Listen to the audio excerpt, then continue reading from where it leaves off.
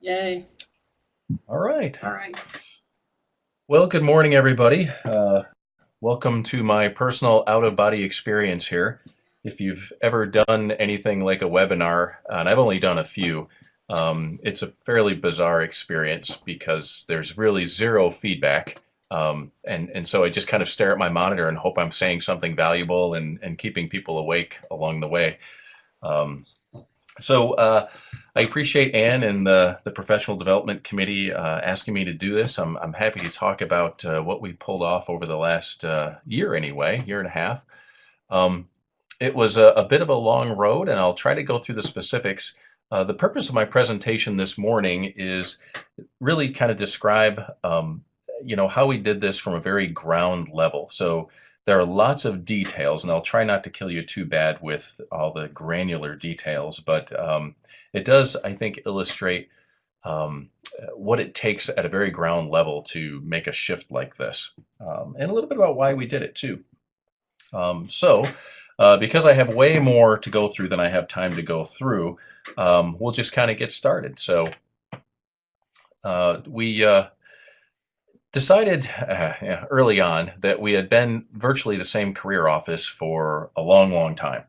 And I had a thought, gosh, maybe a decade ago, that there might be a better way. Didn't work out at that point, but it did work out later on, which I'll get into. And so I decided that based on what I'm reading out there in the national scope, and what our institution was going through, it seemed to be a good time to really take a look at what career services at Oswego was going to be all about. The NACE article here really kind of got into that a little bit, and they highlighted some things that Rutgers was doing with their career cluster model, which I found very interesting. And as you recall, they got some pretty good airplay on this. There's also some other articles, for example, in Spotlight that talked more about what Rutgers was trying to pull off. And like I said, it really got my attention. So we decided to give Rutgers a call, and I'm jumping around a little bit in the timeline. It's not exactly a linear chronology that I'm working with here, but it works kind of functionally for the discussion. And we came up with some basic questions about what we wanted to learn from our time on the phone with Rutgers. And that was really the first real step we took into this process. About the same time, you probably recognize these folks as, what I would consider some of the thought leaders in our profession right now. And they were writing some really interesting articles about the future of career services. It wasn't quite as abrupt as career services must die, etc. And I thought it was very affirming, and really kind of outlined a bit of a tectonic shift in our profession. I don't know if anybody has caught the Chronicle lately, but Christine had another highlighted article in the Chronicle of Higher Ed, where she was highlighted in some of the things she's doing now. So very interesting stuff. Again, it all really began to get my attention. And so about the same time, my supervisor asked me, what's going on in our field in terms of best practices. Um, uh, Gerald, our vice president for student affairs and enrollment management, was new, and we kind of saw that as an opportunity. Um, and she was really asking, okay, so are you any good, frankly? And so I actually used the framework of this article to describe whether we could be any good or not within the context of this new model. And so it really got into, and I know that's a little blurry if you go to lower resolution here, but it's a new breed of professionals, was one of the 10 points they made. And what does that even mean? Customize connections, customize communities, talking about career services becoming an ecosystem rather than an office, something that would truly permeate the campus, et cetera, et cetera. And so I began to put some pieces together. Like I said, I thought of this idea about a decade ago, maybe longer, and the time wasn't right. I brought it up It didn't work out, and I put it back on a shelf for a while. Um, and then, frankly, our new vice president showed up on campus and at a meeting with all the directors in student affairs. She kind of looked us all straight in the eye and said, now is the time to try something different. Now is the time to go out and break something. And I don't expect it to be perfect. I just expect you to push the envelope. And that was pretty much music to my ears. So, uh, when I decided to do something, I try to go all the way. So if I was going to break something, I was seriously going to break it. And some converging things began to take place that added up to a real possibility that I would be able to revision, redesign career services for SUNY Oswego in a very significant way. One of those things, about the time I was really starting to get serious about this, was I needed a sports car on staff. It was a long time where it was, I don't know if any of you remember Bob Casper, former director of career services, but it was he and I, and it was pretty much the Gary and Bob show. And we tried to do the best job we could with what we had.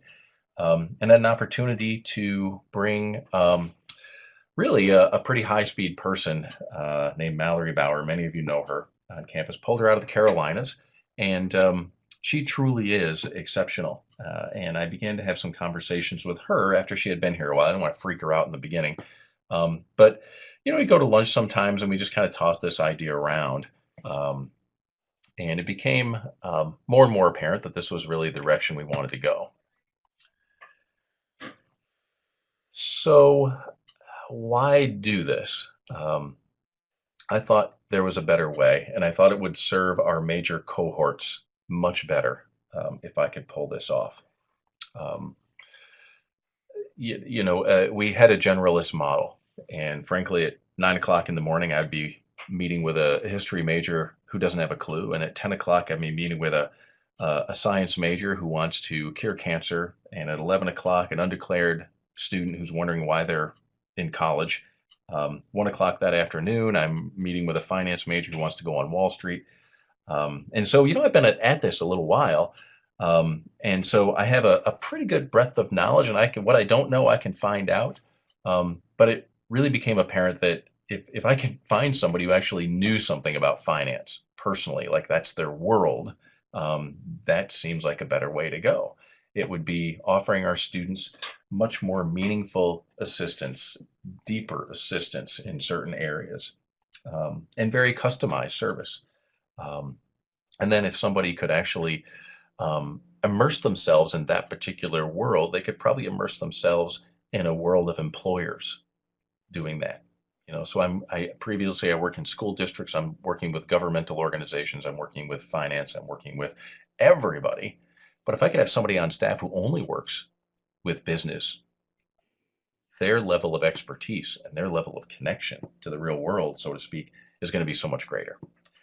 So things began to kind of coalesce around this idea, and it works for students because of the customized help we can give them. I had to get our vice president on board. That was an easy call. She asked me to think big. I thought big. I presented it to her, and she said, give it a shot. Right after she said, what's it going to cost me, frankly? And when I said nothing, she was even more on board with that. About the same time, I realized that we'd have several conversations with our School of Business. And, frankly, faculty up in our School of Business have been making noises about, starting their own career center and what does that look like. And fortunately, we didn't go down that road. And we've all agreed pretty much that that's not the road to go down. But this offered another solution to that question, that challenge that we had. I went out and spoke with every dean of every school at the college, initially to say, hey, what do you think about this idea? They were all very supportive because there's not a lot to argue against here in terms of more customized assistance for your students, better expertise, and someone who really works with the areas that you are an expert in as well. Staffing levels. If you're going to break up into different industry categories to serve students better, you actually have to have staff to be able to do this. When it was the Bob and Gary show, I mean, I could take half the college, he could take half the college, but I'm not sure that's a whole lot better. And my staffing levels began to rise to the point where I could actually realistically consider this. We also wanted to serve specific cohorts around campus better, whether it was our veterans or international students, students with disabilities, transfers, distance learners, whatever group that might be. We thought this would be an answer to that question. How do we offer specific groups of students very customized service? And we thought, as part of this process, we could assign certain groups of students around campus to individual staff members, in hopes that that staff member could throw some energy behind that and move those groups down the road a little bit farther. And my direct supervisor, Kathy Evans, who's assistant vice president, it was obviously critical to get her thoughts on this and ultimately get her buy-in. And so those were the groups I really had to focus on. And so it really came down to lunch one day. During orientation one summer 3 years ago, Mallory and I were in a dining hall. I remember because I can separate my life really into two categories: before that lunch and after that lunch. And so we sat down and we just chit-chatting over orientation about, career services in general and direction for the office, et cetera. And we just started counting, and we counted Mallory, and we counted me, and we counted Jackie, and then we counted Christy, and we were in the process of trying to hire who we affectionately refer to as Person X.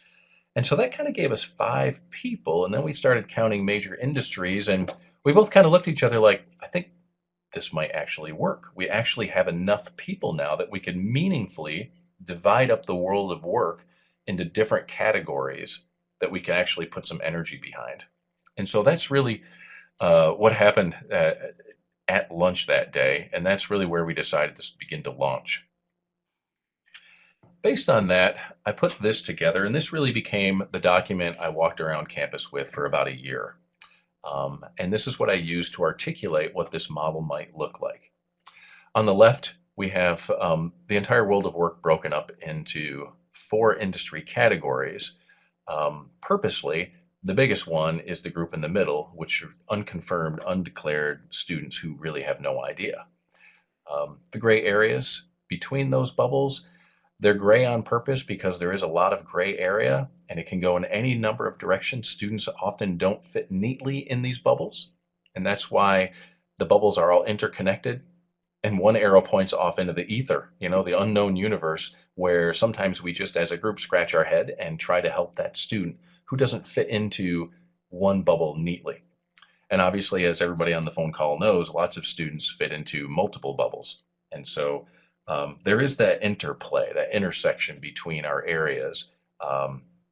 And that is not as challenging as we thought it would be to manage.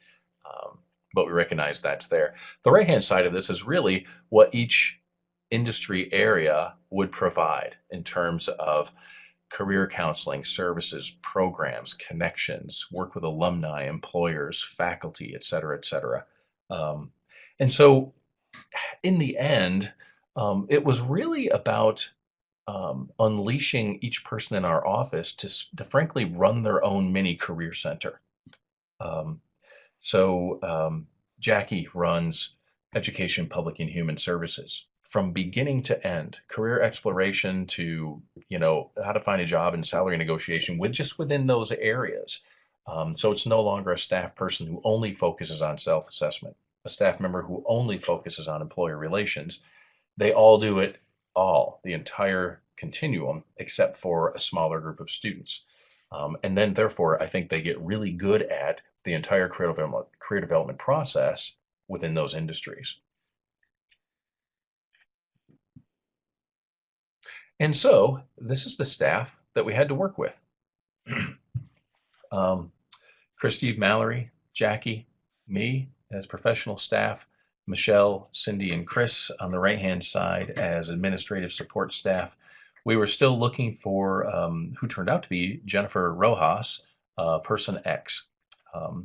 And again, jumping back in time a little bit, it became very, very important, if you know this group at all, that they buy into this process. Um, I have a very vocal group, a very capable group, and they prefer, and frankly, so do I, that they be involved in major decisions affecting them in our office. And the concept of just meeting at a staff meeting and saying, "Hey, I've got an idea, and we're just going to pull this off." I'm not sure I would have survived to the end of the meeting, to be honest with you.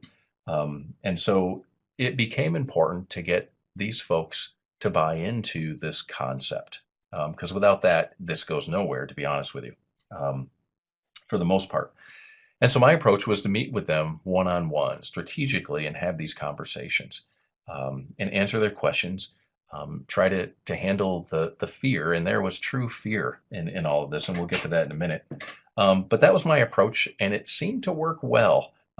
You have to know your own staff pretty well, um, how they might react to this, what might motivate them to understand this better and to buy in better, um, and then hope it just works out in the end, to be honest with you.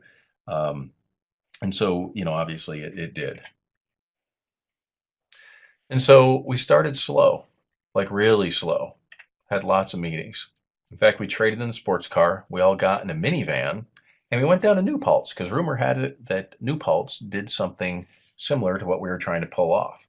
And one of the greatest parts of that entire day was we were trapped in a van by ourselves going all the way to New Paltz and back. And I kind of mark that as a milestone in the development of this model, in that we were all trapped in a small location talking about this process for hours. And it really kind of gelled us around the entire concept in my mind. Um, and New Paltz was helpful. The list of questions we had became much more granular, because we had more brains on this at this point. And, we had a couple pages of questions and loads of information we wanted to know about. How does this work, et cetera, et cetera. Um, and so we came back with that and we began to work with it. One other thing to mention about this, as you may go through this process if you're interested, it's really, really important to allow staff time to process this, because we changed everything. Everything about us changed. Every person's job description changed at a fundamental level, including mine. And it became important to both celebrate what we were excited about, but even more importantly, it became important to allow people to mourn the loss of their former professional career in some ways. Because when things change, things drop off, new things get added. And sometimes things that drop off really mean something to people. They identify with that. It's part of who they are professionally. And so we put together an anonymous Google Doc where people could say anything they want. And they got really excited. They're excited for higher visibility. And we want to be a best practice something or other out there. We want to have a deeper impact on our student, customized to what our students really need. So there's a lot of excitement. But frankly, there's a lot of people freaked out too. The first line there, career services, is scary for me. That says it all. If we didn't allow people to put this out there for the group to kind of chew on and for me to know, I think we would have really stepped on some serious landmines along the way. It was really important for me to know that my staff was really nervous about this. Risk and change is scary. What if we fail? How do we let go of the old way? How do we balance our attention across the entire career development perspective now? How do we trust each other? Those were big questions. And we've known each other for like years, and we're still asking these really tough questions.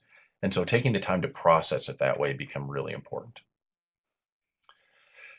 And this is as formal a proposal as I put together to kind of walk around campus again, saying, okay, this is what we want to do. This is why we think it's a good idea. This is how we're going to break up. These are the components each person will be dealing with, challenges, timeline, and what we've done to date. And a lot of planning.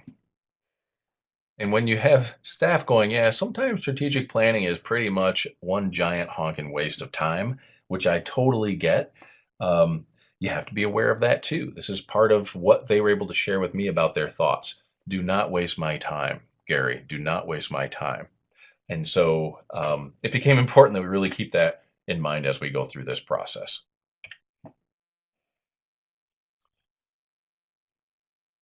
And so with staff buy-in, and if you know this group, they're a fairly, in my opinion, a fairly hard charging group.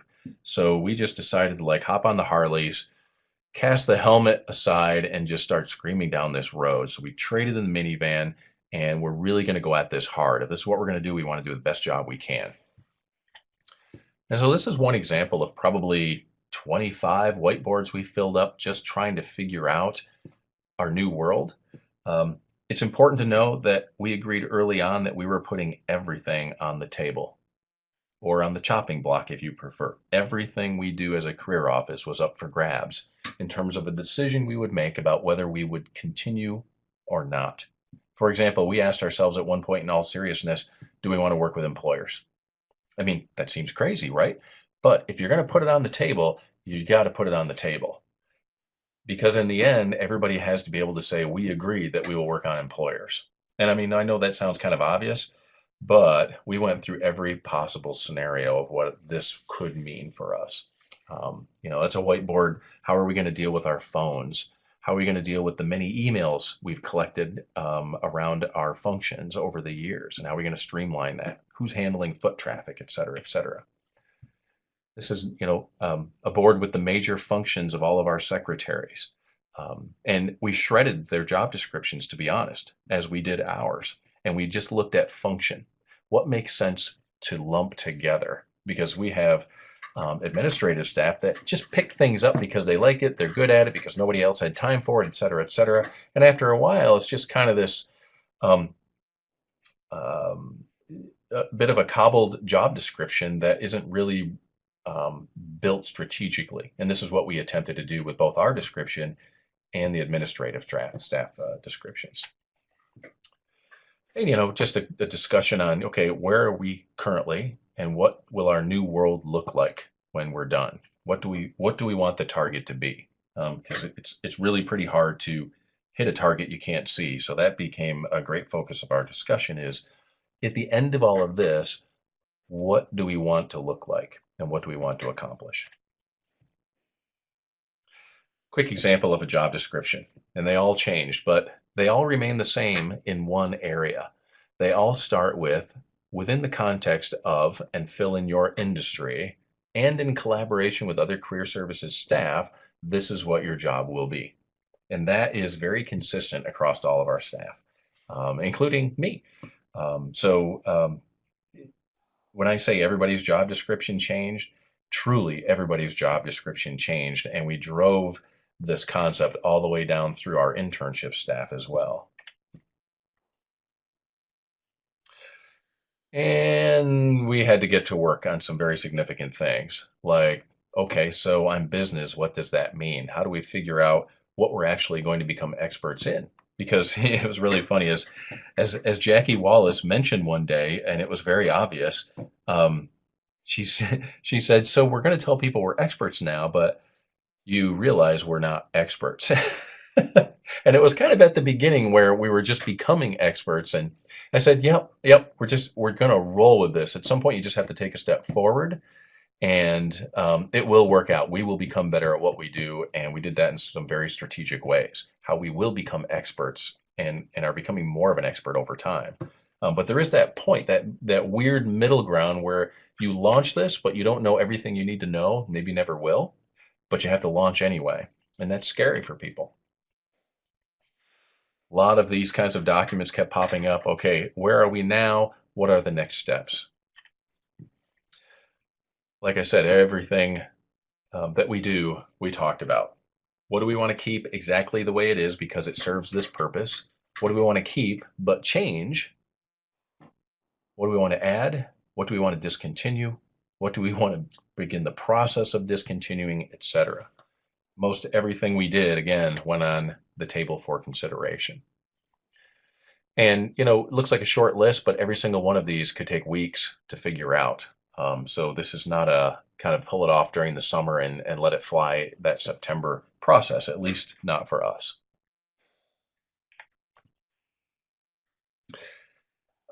After a while, it became important that we recognize that not all of us can be involved in all of these discussions. There just simply wasn't enough time in the day. So, we started managing by subcommittee. There was X number of staff we had to throw at this thing, and way too many things to tackle. So we put people on different subcommittees and made one person kind of the chair to keep that group moving. And they would go off, figure out what their best answer is to this particular issue or challenge or function. And then we'd come back as a group, report out. Everybody else would kind of chew on this process for a while. That group would go back and refine a little more. And that way we could move multiple big boulders up a hill at the same time instead of all of us moving a giant boulder each time. And that became important for us in terms of an operational model and getting things done. And that's just an example of what one committee came back with just in terms of traffic. They were responsible for, okay, how do we manage our phones? How are we going to manage foot traffic, email communication, et cetera, et cetera. Figure out what you think is the best answer. Come tell the rest of us. Let us give you feedback, and we'll move this thing forward. It's an example of secretarial duties, our administrative staff and how they broke that up. And we have 3, right? So just like staff, we only have X number of staff. We can't manage 8 industries with 5 staff necessarily. Again, we broke up everything we needed our administrative staff to do into 3 categories. If I had a 4th person, I'd be breaking it up into 4 categories. So you obviously work with what you have. And this is important too. Along the way, you have to recognize progress. You have to recognize the hard work that people are doing because it is a massive amount of hard work and soul searching to pull this off. At least it was for us. And taking time out once in a while to say, okay, let's just take stock of what we've actually accomplished. And you'll be surprised at how much you actually need to get done. And it was important for me to keep track of those things along the way so I could present our staff with, look at what we're doing together. Look at this list. And we've only been at this like 6 minutes. So good stuff there. And then it became important as we started to frame this up more and more, refine the concept and figure out how we're going to operate. We had to really think about branding and marketing. How are we going to tell the campus that this is our new way of operating? So I came up with this really quite awesome flyer that I thought did a great job of articulating what we're all about. And I got looking at it and I was like, no, we can't do this. So we got some experts involved and we began to put together, like, for example, 2-foot by 3-foot posters on easels in our resource center out there where students enter. And my staff loves this. We're always putting them out there. Their picture is all over campus, it's on our digital signage, you name it. And so I have these posters.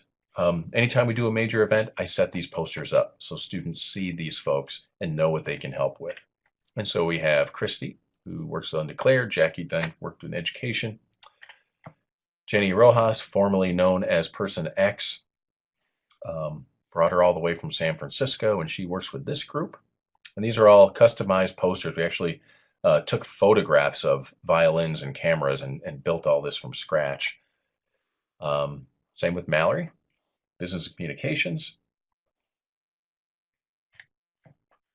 And you might notice that Mallory has 2, not only business and communications, but healthcare and STEM.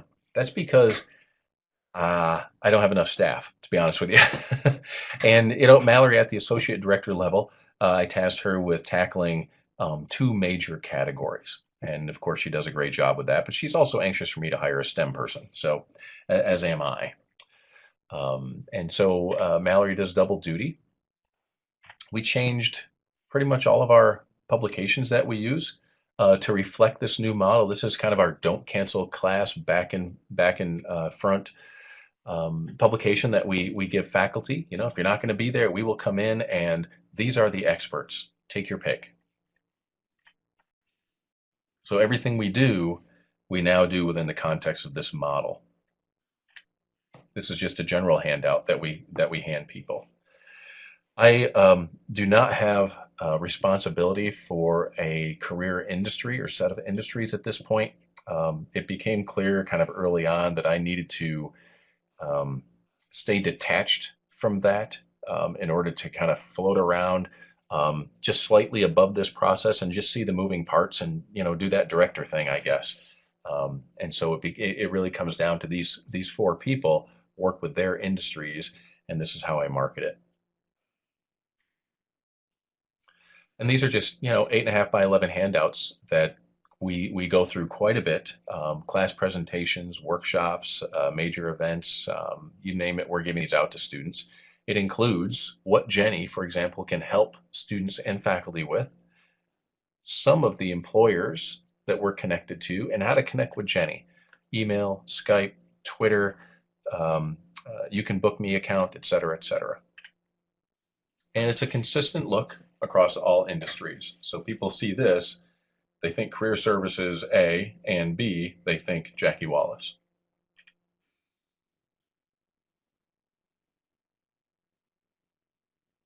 This is Christy. She works on undeclared students, not necessarily employers, but all these outstanding tools she has to help students with. Hey, look, Mallory again. She loves that. And this is an example of what we hand students when we go into classes and do presentations. We allow them to select an industry they're interested in, which is kind of an important point, and I'll pause here for a second to explain this.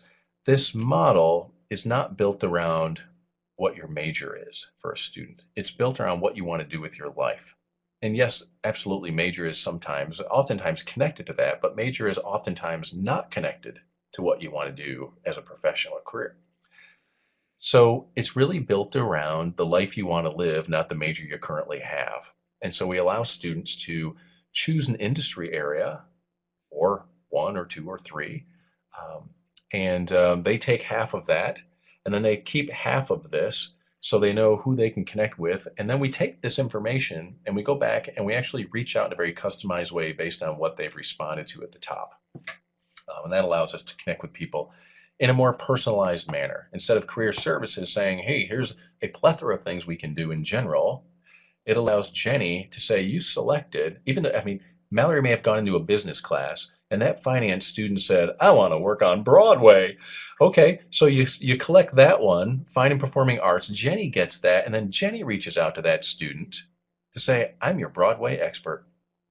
And so now that student's working with Jenny, even though they might be a finance major, right? So it's industry based, not necessarily major based. Marketing to faculty became kind of important. So we put together MailChimp newsletters. Probably lots of you use those out there. And it became basically, hey, we're in this business now. This is what we can do. This is what we have done within this industry. This isn't career services in general. This is just my particular slice of the pie. And by the way, kudos to you and special thanks to you and high fives to you. And our employers are great. And this became important to really thank people for their involvement with our office in a public way. And look at all the cool companies we work with. And by the way, my name is Mallory Bauer, right? And so every industry liaison sent that out to their faculty. And that's where the major piece really has to kick in.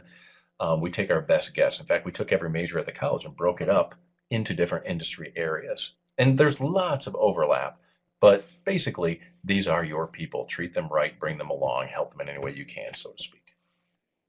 And we did the same thing for Jackie's folks.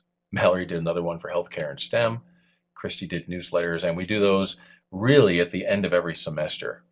We do one in December and then a year-long summary of what we accomplished, and thank you so much towards the end of the year. And then, of course, we wrestled with, gosh, we need a catchy tagline.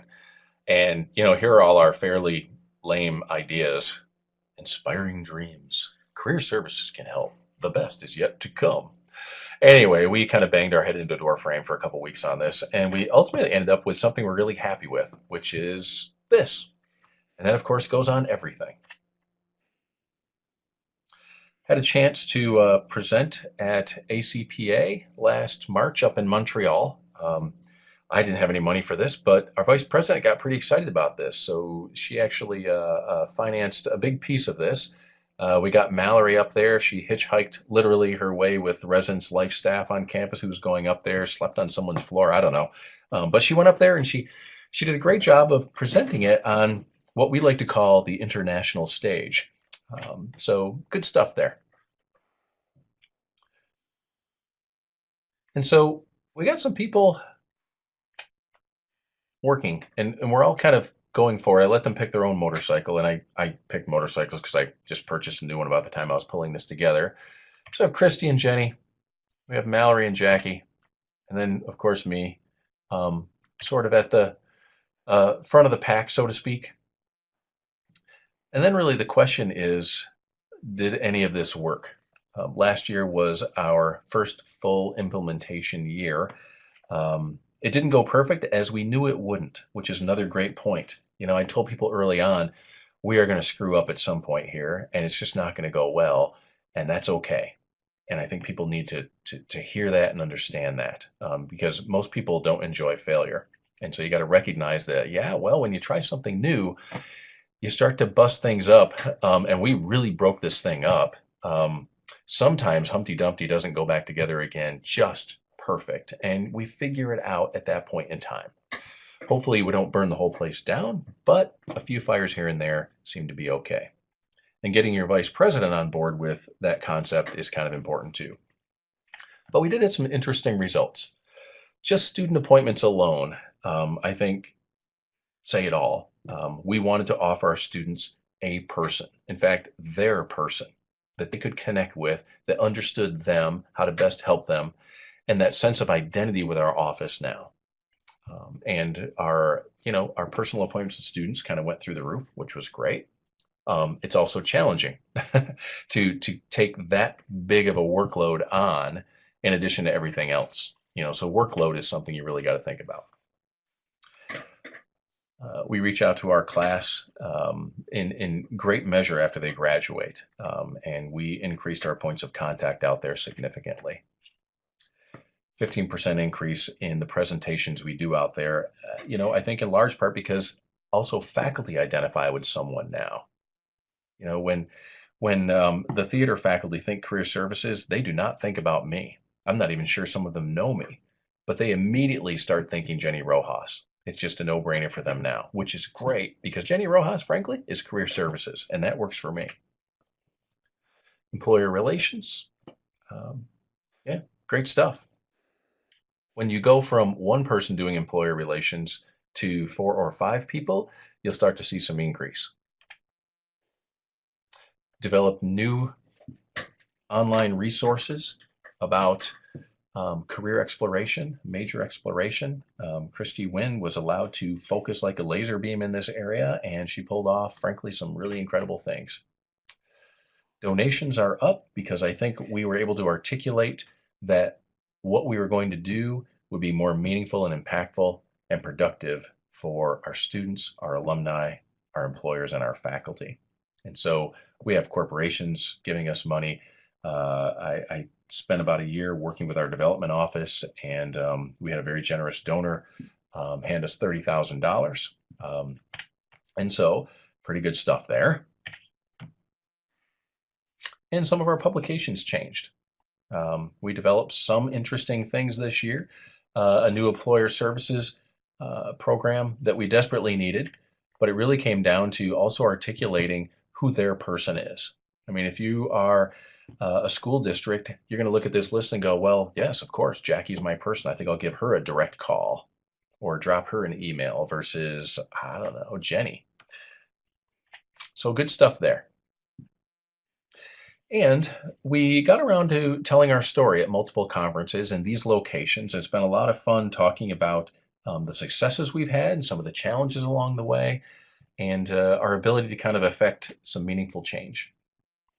And we've had other people kind of inquire. They've found us different ways. It's just been a really nice discussion with other colleges out there about why we tried this, what has worked, and what some of the challenges were, etc. And so I'll try to wrap this up, but a few thoughts to think about if you're actually considering this. I think timing is important.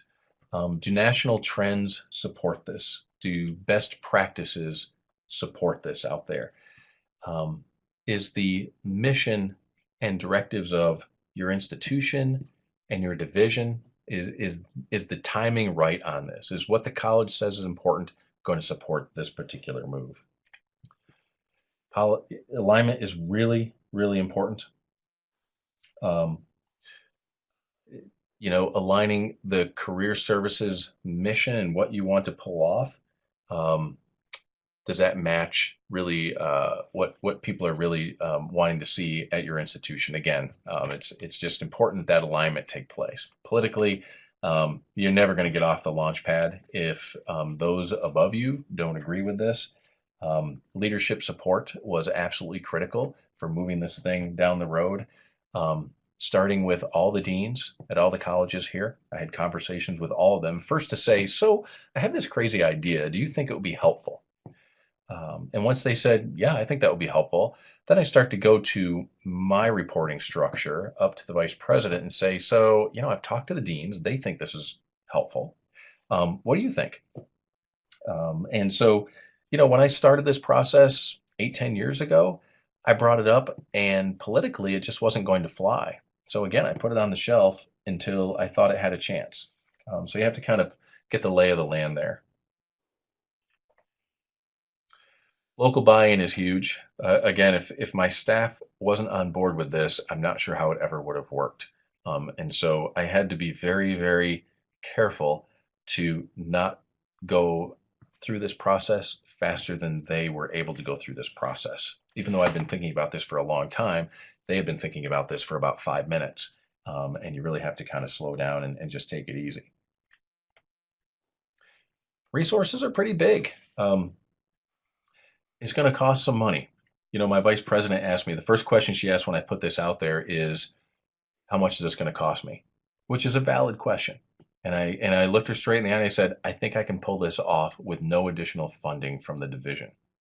And I thought I could, because I was looking at just realigning and shifting, not necessarily adding and duplicating. As it turns out, it does cost a ton of money to kind of pull this off. Those fancy posters, they're like $25 each. All those flyers are, like $1 each. I mean, it could be in the thousands of dollars just for marketing and branding, or it could be a lot less than that, depending on how much you have to work with, and what sources of funding you can find to pull this off. We got very involved in corporate grants, alumni donor grants. We reprioritized our funding based on our new alignment, and what we said we were going to be about. And frankly, we dropped some things that were costing us money that weren't central to what we thought was our new core, and that's really important. We do a lot of work with our budget here, and if our budget does not align with our mission, either our mission is wrong or we're spending our money unwisely. And so we're constantly looking at how we're spending our money, and we're making decisions to try to save money where we can. And this is a big one. It's just a mountain of energy all day long, every day, nights, weekends, just me personally. It is a lot of time and energy to craft this idea, get it framed up, and then actually implement this thing. But if it was easy, everybody would do it. And I think we've seen some really positive results from this, and I think our efforts have paid off. So in the end, and I think I've got like 1 minute left. My best advice is to not forget to celebrate the successes along the way, but also mourn the losses along the way. When people lose things from their jobs that they identify with, there is true sadness there. There's a sense of loss, and you have to pay attention to that and recognize that, honor that, before you move forward. Get some closure, because you don't want things just kind of hanging there, festering, so to speak. For us, it became important to throw everything we do on the table and up for grabs. And decide as a group what we're going to keep and what we're going to toss. Um, Institutional buy-in is absolutely critical. And for me, as a director with this idea for a long time and finally having a chance to pull this off, I had to realize that I simply wasn't going to get everything I wanted. Um, there are some things where I said, I think this is the way to go. And unanimously, my staff said, "You're out of your mind. That's just not, right?" So I appreciate that about our group, in that if I have a really bad idea, they're pretty cool with telling me that, and I need that because not all my ideas are good. Um, and so I had to realize, and I did, um, that everything I wanted out of this model wasn't necessarily going to happen, or certainly happen on my timeline. But that's part of compromise and working within a group, obviously. And if you can find the middle ground, I think you can move this forward a lot faster. And so, still looking at my blank screen. If anybody has questions, I'm happy to take those questions via email or phone. Happy to have conversations in the future with you about it. Um, so yeah, that's pretty much what I wanted to accomplish today. I know we had a few moments for questions. I'm just not sure how Anne Yeah. wants to manage that. What I'll do is I will give microphone rights to participants. We can see how it works. If it doesn't, because we've got about 32 people online, we can see how it works. If it doesn't, then they can email you the questions, or they can email me at ahughes@monroecc.edu, and I'll compile all the questions and get them to Gary. And then what we can do is put all of the answers together with the questions and post that online with the webinar link too. So everybody will get to read everybody else's questions as well. But I'm going to give everybody microphone rights at the moment, and we'll see what kind of chaos that brings. So if you have questions, you're more than welcome to ask them right now, because everybody has their microphone should be on. Any questions for Gary? Hey Gary, this is Bob Frederick. Bob, Ann, are you there? Yep, I hear, and I think Gary hears you too. I hear Bob. Good. Okay. All right, Bob. Oh, okay. So, anyways, how did your staff gain or validate their expertise level, especially with faculty and deans, in order to gain the respect that going from a generalist to an expert takes time? And was there anything you did uniquely to help them develop the expertise needed? Yeah, great question. We had this pie in the sky idea that every week each one of us would spend a couple of hours at our desk quietly reading journal articles, researching websites, et cetera, which worked for like 12 minutes. And then we just got too busy, as things do when, when your day is too busy, things that can give do, and that became one of those things that just gave out. And so we had to get a little more structured about it. So, for example, Jenny Rojas, Fine and Performing Arts, Media, and Entertainment. She came with some background from San Francisco on that, but she made it her mission. We had lots of conversations about this and whether it was appropriate for her to do this. She just went to event after event after event on campus that faculty were already sponsoring, that her school is already coordinating, with really no career services office value, but huge value for her because she was networking with professionals in her field. And so she would go to a piano recital by someone who comes on campus and have that conversation with that person and faculty and just ask, ask, ask. She probably went to, I don't know, 60 or 70 different events last year as a way of connecting with experts in the field and, just as importantly, connecting with faculty who were sponsoring these programs. I have her going down to a conference in New York City in January, I believe. The entire conference is just for people who work in her industry. So previously I send everybody to the CDO conference, and that's fantastic. It's a great conference. But it can be kind of general. And for Jenny, I need her to be good helping that person who wants to be an illustrator or find their way to Broadway. So I have to send her somewhere different.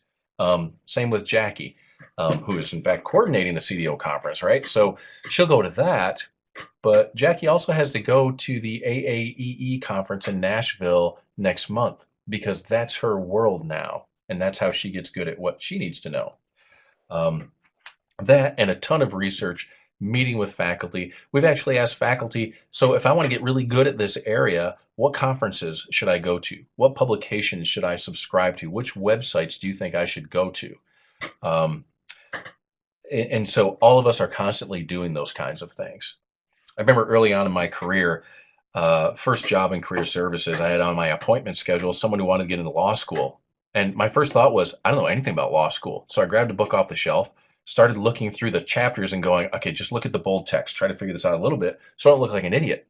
And some of that happens, but as a result of that, over time, we just start to get way better at what we know. And we develop more and more credibility with faculty. I can't tell you how many faculty have emailed me about Jenny saying she was the hire of the century. She is so accommodating and so inquisitive, and she's becoming the true expert that we need. And so it evolves as a process in a nutshell.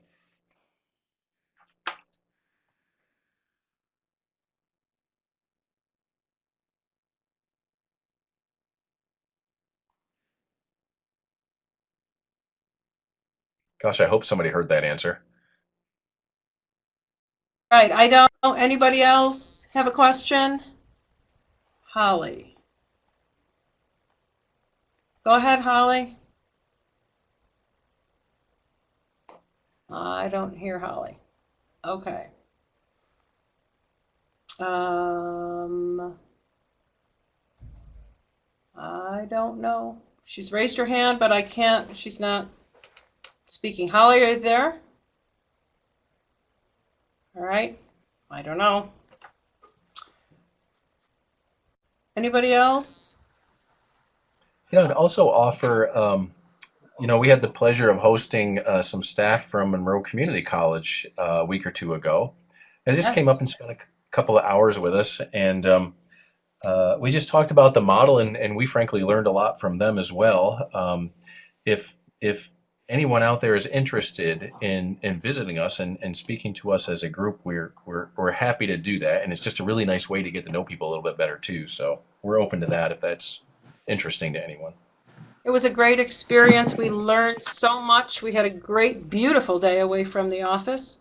Great drive. Foliage was lovely, right? And we learned just a ton of information. And so it was a really wonderful experience, and I'd encourage others who are interested to do that as well. Okay. If no one else has any questions, then what will you, again, you can either email me the questions at ahughes@monroecc.edu, and I'll put them all together and send them off to Gary, or you can email him directly, and we'll have it. If I get the questions, we'll put them up on the SUNY CDO website along with this webinar.